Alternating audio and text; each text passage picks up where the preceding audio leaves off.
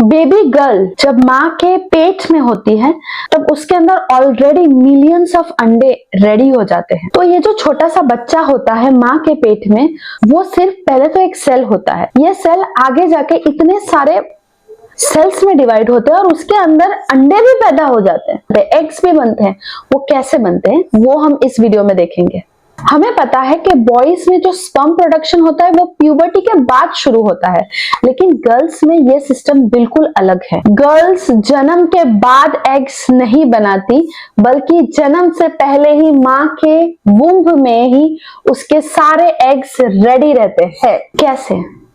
जब माँ 1 से 2 महीने की प्रेग्नेंट होती है तो बेबी गर्ल सिर्फ एक छोटी सी एम्ब्रियो होती है और एम्ब्रियो का डिवीजन होता है, सेल डिवीजन होता है, एम्ब्रियो बड़ा होता है। अब एक बात ध्यान से सुनना, प्रिमोडियल जर्म सेल्स करके एक स्पेशल ग्रुप ऑफ सेल्स होते हैं जो मेल और फीमेल दोनों में होता है। ये प्रिमोडियल जर्म सेल्स बॉयज में स्पर्म बनाते हैं और गर्ल्स में यही एग्स बनाते हैं। अगर माँ प्रेग्नेंट है बेबी गर्ल से तो ये प्रिमोडियल जर्म सेल ओवरीज की जगह पर जाएगा, और अगर माँ प्रेग्नेंट है विद अ बेबी बॉय तो ये प्रिमोडियल जर्म सेल टेस्टिस की जगह पर जाएगा। ये जो प्रिमोडियल जर्म सेल जा रहा है जगह पर, उसे हम कहते हैं माइग्रेशन।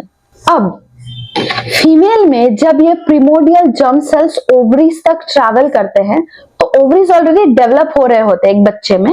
ये प्रिमोडियल जर्म सेल जैसे ही ओवरीज तक पहुंचते हैं एग का प्रोडक्शन फास्ट हो जाता है।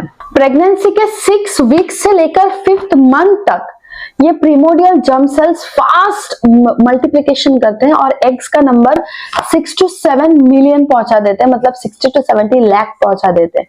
इतने एग्स होते हैं जब बच्ची माँ के पेट में होती है। ये जो सारे एग्स होते हैं ना एक छोटे से बेबी के अंदर जो माँ के पेट में है, वो एग्स इमेच्योर एग्स होते हैं, मतलब वो मैच्योर नहीं होते, वो एक स्टेज पे आकर रुक जाते हैं। और माँ जब 5 to 6 मंथ्स प्रेग्नेंट होती है तो ये एग्स कम होना शुरू हो जाते हैं, इसे हम एट्रेसिया कहते हैं। अब आपका क्वेश्चन आएगा, मैम ये सारे एग्स क्यों खत्म होना शुरू होते हैं? क्योंकि जितने भी एग्स बनते हैं 6 to 7 मिलियन एग्स बनते हैं, वो सारे एग्स अच्छे तो नहीं होते ना।